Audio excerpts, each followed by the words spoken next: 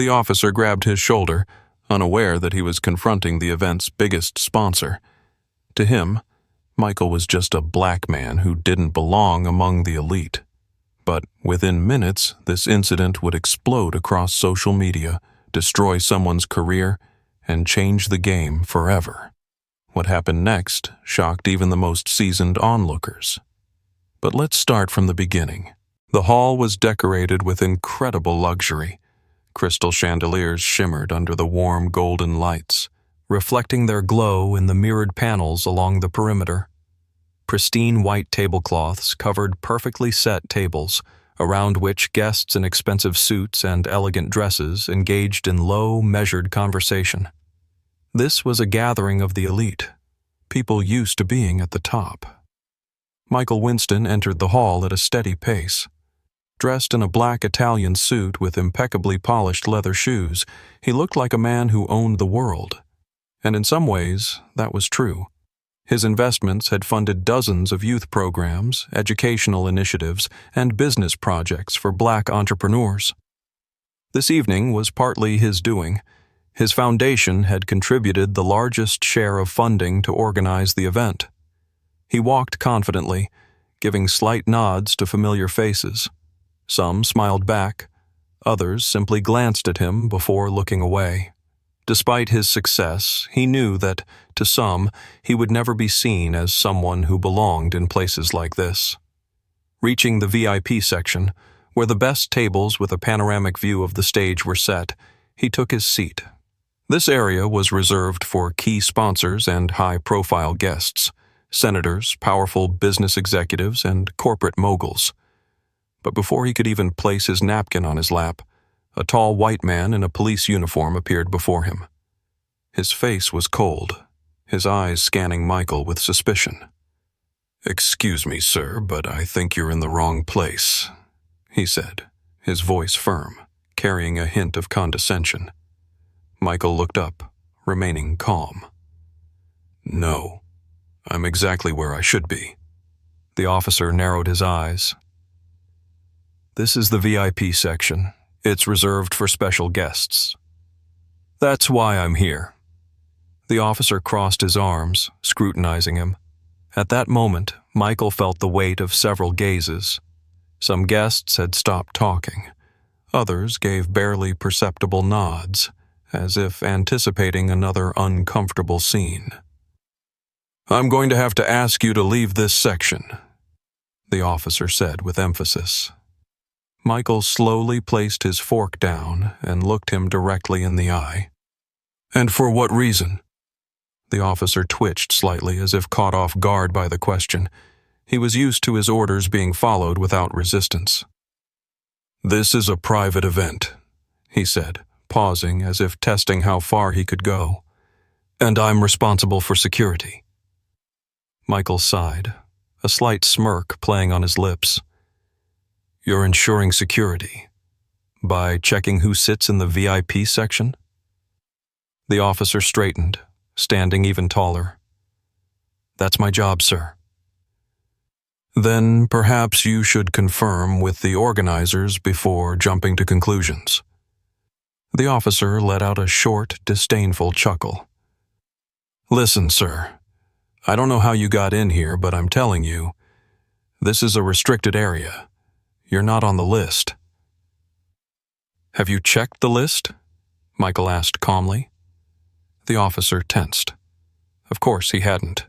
He had simply seen a black man in the VIP section and drawn his own conclusions. "I'm not going to argue," he said sharply. "You have 5 seconds to leave." Michael noticed the way nearby guests were watching, some with slight smirks, others with mild surprise. No one intervened. No one said, "Officer, this is our sponsor," because it was easier for them to stay silent. But Michael wasn't one to stay silent. "And what happens if I refuse?" he asked, looking the officer directly in the eyes. The officer frowned. He didn't like having his authority questioned. "Then I'll remove you myself." Michael paused, then leaned in slightly, his voice firm and clear. Then go ahead and try, but I promise, you'll regret it. The officer didn't understand, but his instincts told him something was off. Still, he stepped forward and grabbed Michael by the shoulder. At that moment, the entire hall fell into a dead silence. The officer gripped Michael's shoulder harder than necessary. It was obvious. He wanted to assert his power, to remind him who made the rules here, who had the right to sit at these tables, and who was expected to leave without question. "Stand up," he ordered, his voice firm, almost commanding. For a few seconds, tense silence filled the hall. The waitstaff froze. Guests stopped their conversations, sensing that something unpleasant was about to unfold. "Sir, did you hear me?" the officer repeated, louder this time, drawing even more attention. Michael slowly turned his head toward him, his gaze cold but composed. "Take your hand off me," he said quietly, but with a force that was felt in every word. The officer didn't move. "Or what? Are you going to cause a scene?" Michael smirked slightly. "You're the one causing a scene?" The guests murmured among themselves. Some were clearly enjoying the spectacle. Others watched with mild disdain, but most remained silent, content to continue their dinner. "I won't have to make a scene if you simply stand up and leave," the officer pressed, his fingers tightening on Michael's shoulder even more. That was the last straw. Michael slowly rose, shaking off the officer's hand. His posture remained impeccable, his back straight. He took a step forward, his face now just inches from the officer's. "You didn't even bother to find out who I was before acting on your prejudice," he said quietly. Yet in the silence of the room, his words were heard by all. The officer scoffed. "It doesn't matter who you are. This isn't your place." Michael nodded, as if confirming what he had just heard. Then he turned to the rest of the guests. "Did you hear that? He said it doesn't matter who I am, and yet I'm the man who donated millions for this event." A murmur spread across the hall. Some clearly hadn't expected this turn of events. The officer blinked. "What? Allow me to introduce myself. Michael Winston, the man who financed most of this evening." The officer paled. A few guests exchanged stunned glances. At that moment, the voice of the evening's host, a silver-haired businessman who had been observing the situation, rang out from the stage. "Officer," he called out loudly, "allow me to interrupt you. Michael Winston is the key sponsor of this event. Without his generosity, this gathering wouldn't even be happening." A dead silence fell over the hall. The officer's eyes widened. His confidence began to waver. "You're joking," he muttered, looking between the host and Michael. "No," Michael replied calmly. "You just kicked out the man who paid for these lavish tables, those chandeliers, and even that champagne in your glass." The crowd erupted in whispers. Some guests openly smirked now. Others pulled out their phones, recording the moment. The officer took a step back, his fingers clenching into fists. I was just doing my job." "Your job?" Michael tilted his head. "To check who's sitting in the VIP section? Or did you just assume that a black man in an expensive suit didn't belong here?" The officer opened his mouth, but had no words. "How convenient, isn't it?" Michael continued. "It's easy to decide someone is out of place without knowing anything about them." The host on stage frowned and turned to the event organizers. "I don't believe this man is needed here any longer." The crowd burst into applause. The officer stood frozen, realization sinking in. He hadn't just tried to remove a black man from the VIP section. He had tried to remove one of the most powerful people in the room, and now he would pay the price for it. Camera flashes began to blind the officer. Several journalists attending the event had already turned their lenses toward him. He had just humiliated one of the evening's main sponsors, and now the entire world was about to see it. How does it feel to kick out the man who paid for this entire night? Someone called out from the crowd. What do you have to say now, officer? Another voice added. The officer felt sweat forming on his forehead. He looked around helplessly, but none of the guests seemed willing to defend him. Even his partner, another white officer stationed by the entrance, just shook his head and took a step back, as if distancing himself from the unfolding disaster. Michael took his time. He let the tension build, allowing the moment to reach its peak. You're used to this, aren't you? He finally spoke, his voice firm yet calm. He didn't need to shout. Every word cut through the air like a blade. Used to deciding who belongs here and who doesn't. The officer swallowed hard but remained silent. How many people like me have you already kicked out of restaurants, out of stores, out of clubs? How many times have you used your authority to remind us that we're out of place? The officer's head snapped up. That's not true. I was just following protocol. Protocol?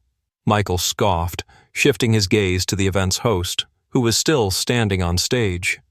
Does that sound like a protocol you're familiar with? The host shook his head. No, but I do know another word for it. Discrimination. A few gasps rippled through the room. The officer realized this had gone too far.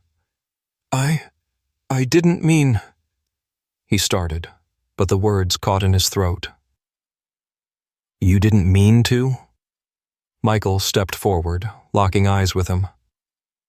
Or you just didn't expect it to end like this? Journalists were already crafting their headlines. Cop kicks black billionaire out of VIP section. Racial discrimination at elite events, a growing problem. Videos of the scene had already begun circulating on social media. Comment sections were filling up fast. Classic. The moment a black man shows up in an expensive suit, he's automatically suspicious.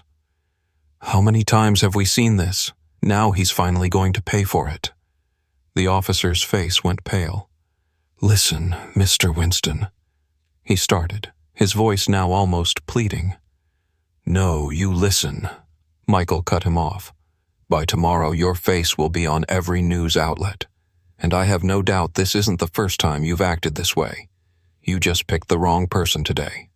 The officer's eyes darted between the host, the guests, and his own partner. This is just a misunderstanding. No.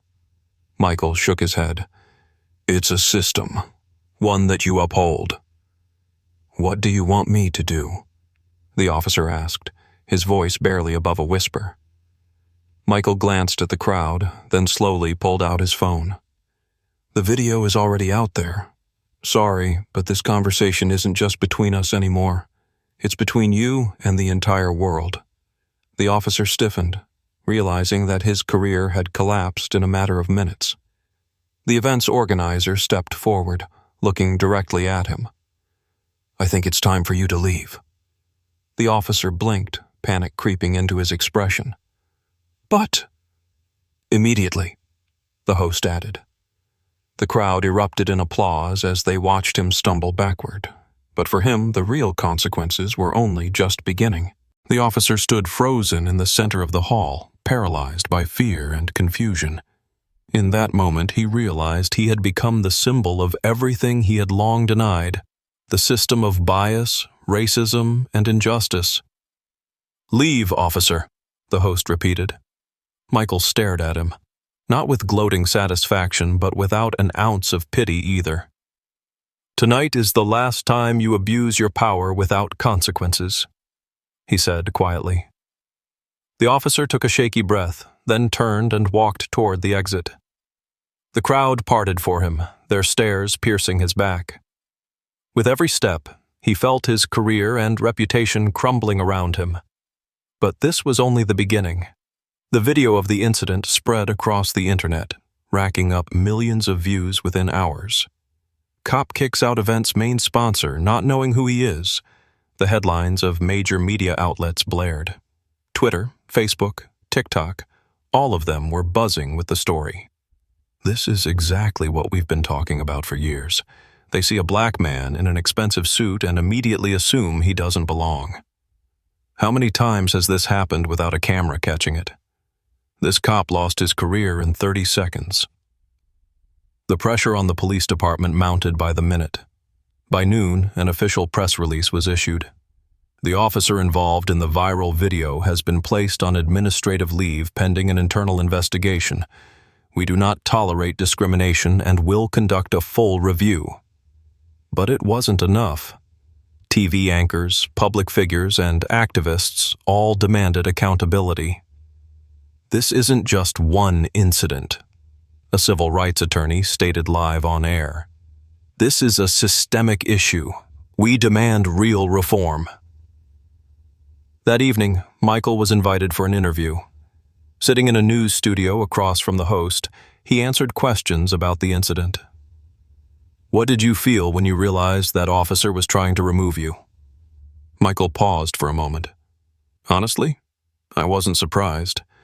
This wasn't the first time. The only difference is that this time there were cameras. The host nodded. Your video has sparked a massive discussion. Many believe this moment has become a catalyst for confronting racism in law enforcement. What do you think happens next? Michael clasped his hands on his lap. Firing one officer won't change anything, but I want this to be the start of something bigger. I'm already reaching out to legal organizations, activists, and city officials. This isn't about me. This is about every black person who has ever been told, "You don't belong here." The host looked at him with admiration. So, what's next? Michael smirked. Next, we change the system. A few days later, a closed-door meeting was held at the mayor's office. Seated around the table were several key figures: the police chief, city officials, attorneys, and, at the center of it all, Michael Winston. We're open to discussions, the police chief said cautiously. We don't want this incident to erode public trust. Michael raised an eyebrow. Trust? That disappeared long ago. But if you're serious about change, here's my list of demands. He placed a stack of documents on the table. Independent reviews of discrimination complaints, body cameras on all officers, strict penalties for bias, mandatory anti-racism training for every officer. The mayor exhaled. This is radical. Michael crossed his arms. No, this is necessary. Silence filled the room. Finally, the mayor gave a slow nod. We'll consider it. You'd better move quickly. Michael leaned back in his chair. Because now the whole world is watching.